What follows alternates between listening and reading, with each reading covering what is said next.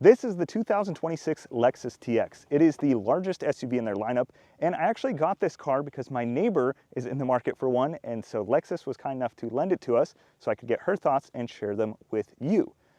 I'm going to be talking less about the powertrain of this exact car. This is a 550 Hybrid Plus, and more about the size, the creature comforts, and the features. So let's take a tour inside the car, and then I'll take you guys on a drive with my point of view camera. Starting at the rear of the car, the first thing my neighbor really liked is the kick sensor. So you just swipe your foot underneath the car, it'll open the trunk, and this will lead us into the very large cargo area when you have the third row of seats down. You can see for the third row, we have USB-C ports, we have cup holders, and we also have air conditioning vents up top right there by the lights. The nice part is, when you want to put these seats up, you have the controls here on the left side. So if I want to put the right seat up, all I need to do is hold this for a couple of seconds. You'll see that the seat is going to come up. I can let go with that hand. And we still have space for a carry-on bag behind the seats here. All I need to do when I'm done with this is push the headrest back. You can hear it double beeped, we're good. And then when you drop it, you do the same thing. So we just hold this button down. You'll see it'll drop, and the headrest in about 3 seconds will actually drop on its own right there. We get a perfectly flat fold, and it's really simple. I'm gonna put both of these seats up so I can show you the rear leg room. I'm 5'8", keep that in mind.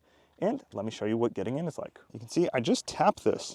I don't have to pull the handle. There's actually a little button right here. This is on all 4 of the doors, which undoes the latch. It pops the door for you. We have the little sun visor shade right here. We have the very interesting door handles that are tiny. You just push them. It's kind of like that button on the outside I showed you. Door pocket, and then we have a big step you can see right here, and lots of legroom. We also have a child seat, so you guys can see what that looks like. And to get into the third row, all I need to do is hold this for 2 seconds. Automatically folds the seat, slides it forward, and then as the passenger going into the third row, I can just get in the back. Then the person in front would fold the seat. Looks kind of like this. They can slide it. You can see I have a lot of room here. We have a little bit of room there, and if they slide the seat all the way back, it would be in this position, and we can see I'm 5'8", and I still have a little bit of room here. I have just a couple of inches with my knees, you can see right there. Cup holders in the back and some storage, the USBs as I mentioned, and then we have this large panoramic sunroof. The cool thing back here, we actually have a recline button for these seats. So check this out. This is the third row.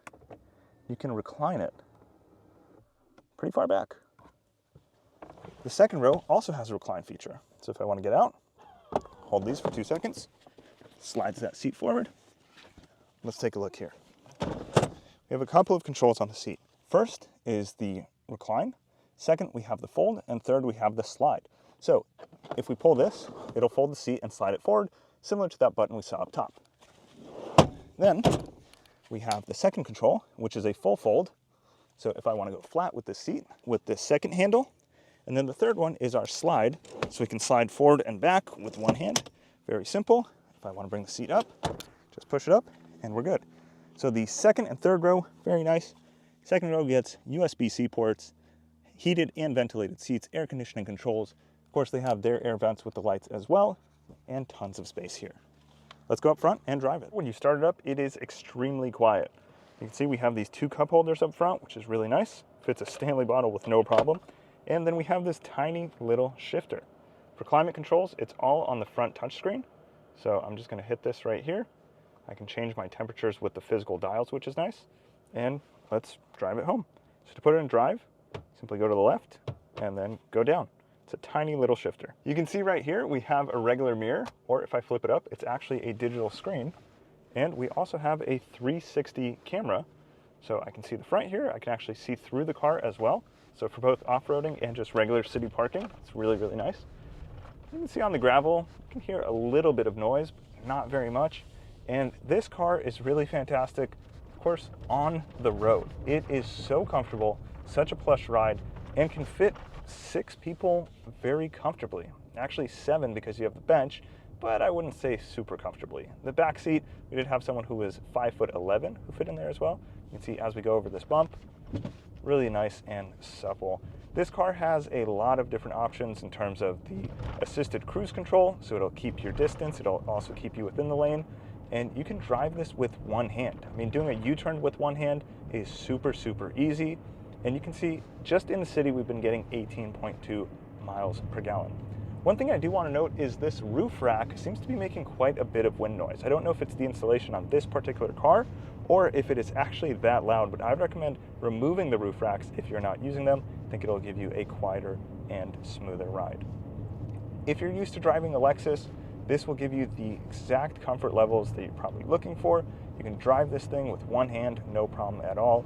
It has some power as well, so if I put my foot down, you can see it gets up and goes a little bit. It's definitely not a sports car, it's not the fastest thing out there, but for its size, it has enough pickup where lane changes feel safe, and you don't have to worry about merging onto the highway, or if you have to make a quick lane change to get to your exit, if you're getting a little too close, it will make it no problem at all. Of course, you have blind spot monitoring, emergency braking systems, cross traffic assist, all of those features. We have the paddle shifters on here, which I find interesting. You can see I'm shifting down now into second gear. I have some decent power there. I can shift up. I would probably never use the paddles if I owned this car. I have plenty of sports cars that I've driven and owned. This is just not one of the cars where I feel paddles are necessary, but definitely looks cool. And if you're going up to Big Bear or Mammoth or Lake Tahoe and you want to shift on your own, you can. Let me show you how the adaptive cruise works. So you have a lot of different buttons and options here. Hopefully you see it in the bottom screen. This is touch sensitive. So I can just move my fingers like this, and we can see that if I hit the button there, it's on there. I don't know if you guys are able to see the heads-up display, but right now I have my hands off the wheel. If I want to change lanes, I can still do that manually. And then I'm going to get behind this car. My foot is not hitting the brake pedal right now. It is slowing down because it sees the vehicle in front. And you'll see it should come to a complete stop. It's keeping in the lane as well. I just kept my hands on there just because I didn't even realize I had it on. It's just so smooth and easy to drive. There we go. You'll see this car is going to start going. We go from a full stop. We continue driving. Very nice and easy. Sound system, really good in this car, as you would expect from a Mark Levinson system. You have heated steering wheel, heated and cooled seats up front and in the middle. Large display here. This is nice and simple. You can see it said lane tracing unavailable for a second, so I just had to grab the wheel, but it went to full green again, and we are good to go.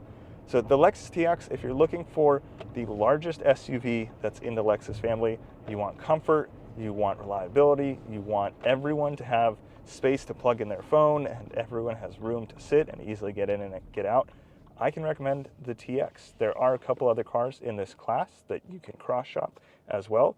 But if you have any questions, leave them in a comment down below. If you own a TX and you have your own insights to add, please do so in a comment as well. And I'll see you guys in the next video. Thanks so much.